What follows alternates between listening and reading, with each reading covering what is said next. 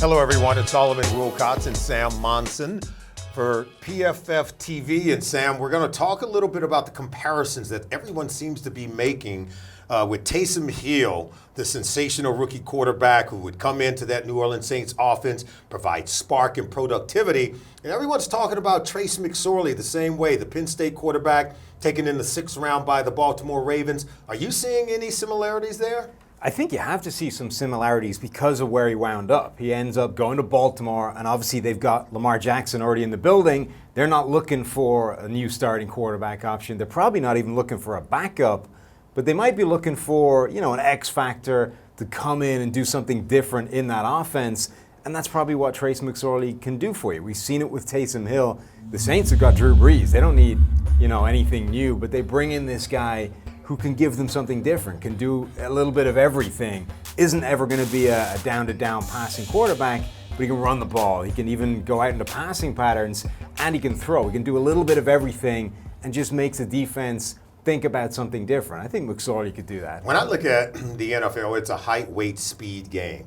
Taysom Hill, 6'2", 221. I'm not sure what his 40 time was, but McSorley is a smaller guy. Yeah. He's 6 feet, but 201 pounds, giving up about 20 pounds, right. But he was plenty fast. I think he clocked the fastest 40 time of any quarterback at the Combine in February.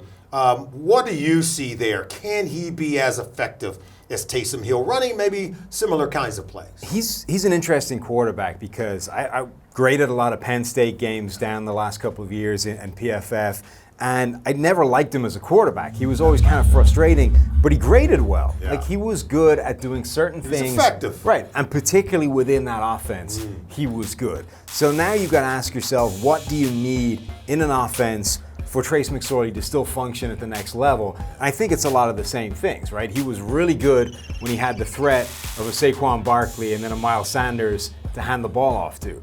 And they ran a lot of those read option looks. A lot of his red zone production was from those RPOs, those run pass option, kind of easy plays for a quarterback because, you're putting a defense in a bind. But a lot of the times those only work if you respect the threat of the quarterback himself. That's right. To take off and run. And obviously you're going to be more inclined to do that with a guy who has that 4.5, 4.6 speed than you are with this, immobile statue of a quarterback. So I think as a gimmick guy, all those kind of things still function, right? They're still going to be running those read option looks, those run pass option stuff. They'll have a lot of that in the offense anyway with Lamar Jackson as their starter, so it kind of makes sense there. And everyone has to know that Greg Roman is now the full-time offensive coordinator with the Baltimore Ravens. I go back to when he was the OC with the San Francisco 49ers, Colin Kaepernick and Frank Gore. I think they led the league in rush, and then he goes out to Buffalo, and then Shady McCoy, they're able to lead the league in rushing in Buffalo, despite maybe not having the quarterback and the presence to get the ball down the field, even against a loaded box.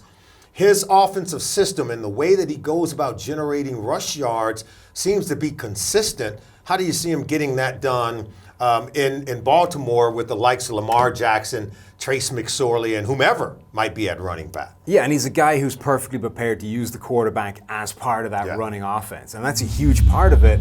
We've talked at PFF all summer about how running the ball doesn't really matter, but the Baltimore Ravens are going to be running the ball. That's right. They're going to fold in all those elements, the quarterback making sure that the running game is going to be productive, because when you have to worry about the quarterback carrying the ball as well, it opens everything up. And it's interesting because we saw the Ravens last year get it done with, Gus Edwards. No one knew who that guy was. That's right. You have Lamar Jackson as your quarterback. You have to worry about him carrying the ball every time. Suddenly there's wide open running lanes in the middle for Gus Edwards to take the ball. Yeah. So I think you're going to see that. You're going to see it with Lamar Jackson. You're going to see it with the running backs they have pounding the rock. And now we'll see if you have it with Trace McSorley coming in to give you those wrinkles every now and again. Call me crazy, but the last time we saw Lamar Jackson and the Baltimore Ravens offense was in a playoff game against the LA Chargers. That's right, against the LA Chargers. The fans in Baltimore at M&T Bank Stadium were booing Lamar Jackson. This draft selection just kind of says to me, we want to be able to keep Lamar Jackson in the game.